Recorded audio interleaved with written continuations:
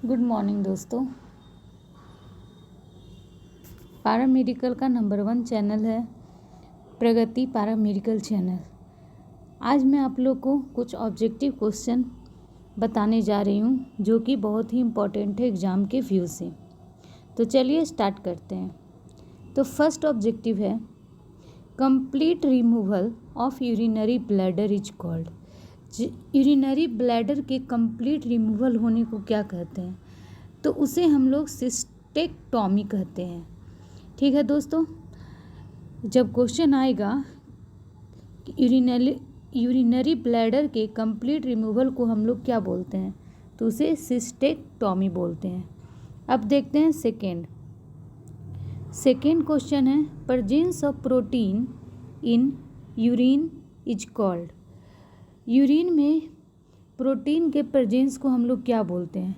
ये बहुत ही एक कॉमन डिजीज़ है जो कि ओल्ड एज में मोस्टली पर्सन को होते हैं। यूरिन में प्रोटीन का आना, तो यूरिन में प्रोटीन का आना प्रोटीनूरिया कहलाता है। ठीक है दोस्तों, ये बहुत ही इम्पोर्टेंट क्वेश्चन है, हमेशा एग्जाम में पूछता है। अब चलते हैं नेक्स्ट क्वेश्चन की तरफ। नेक्स्ट क्वेश्चन है थर्ड, फीमोसिस क्या होता है?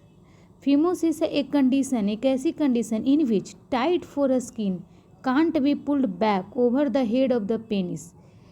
पेनिस के ऊपर जो कवर वाला फोर स्किन रहता है वो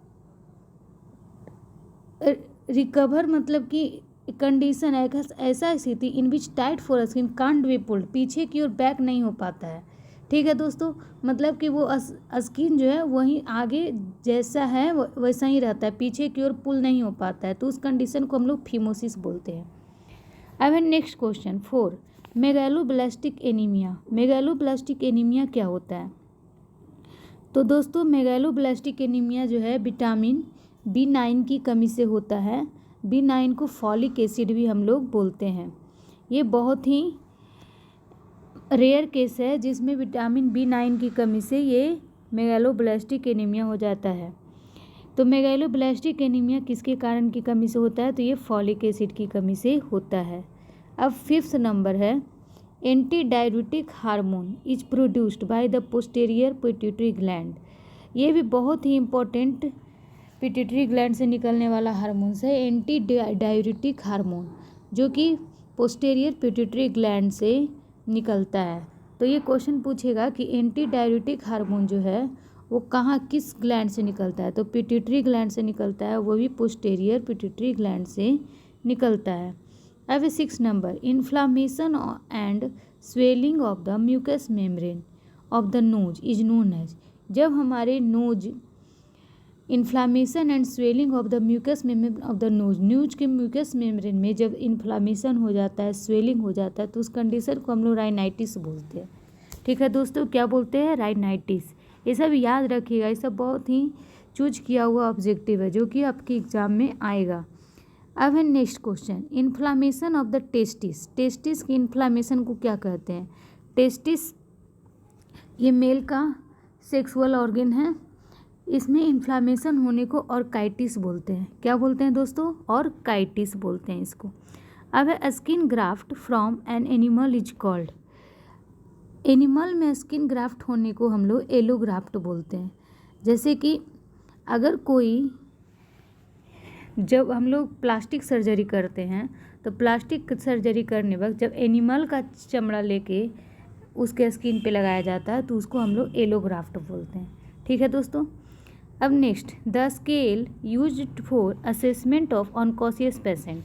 जब कोई व्यक्ति अनकॉन्शियस है, ठीक है, तो उसके लिए हम लोग एक स्केल मेजर करते हैं, ग्लासगो कोमा स्केल। उसमें पेशेंट का आई ओपनिंग, फिर और भी उसका मसल टोन, उसका एक्टिविटी सारा का देखा जाता है कि वो कैसे वो रिएक्ट करता है जब पेशेंट अनकॉन्शियस होता है। तो उसको मापने के लिए ग्लासगो कोमा स्केल ये क्वालिटी होती है जिसको हम लोग उससे मेजर करते हैं।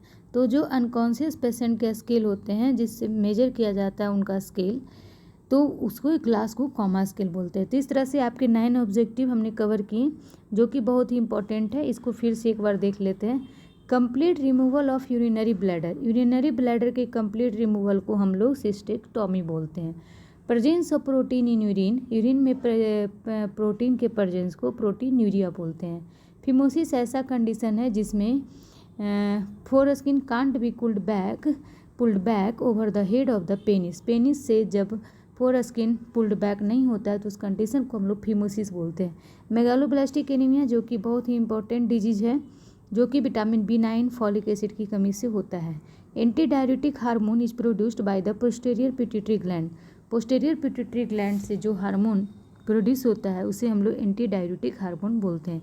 Inflammation and swelling of the mucous membrane of the nose is known as rhinitis, nose के म्यूकस मेम्ब्रेन में जब इन्फ्लामेशन हो जाता है, स्वेलिंग हो जाता है, तो उसे हम लोग राइनाइटिस बोलते हैं।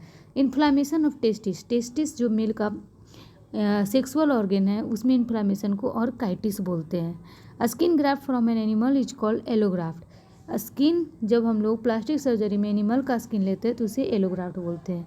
अनकॉन्शियस पेशेंट का जो हम लोग स्केल मेजर करते हैं उसे ग्लास को कॉमा स्केल कहते हैं। तो अगर ये वीडियो कुछ भी आपको अच्छा लगा हो, कुछ भी आप इससे सीखे हो, तो प्लीज़ हमारे चैनल को लाइक और सब्सक्राइब जरूर कीजिएगा, ताकि इस तरह का और भी वीडियो हम लेकर आएँ। ठीक है दोस्तों, थैंक यू सो मच।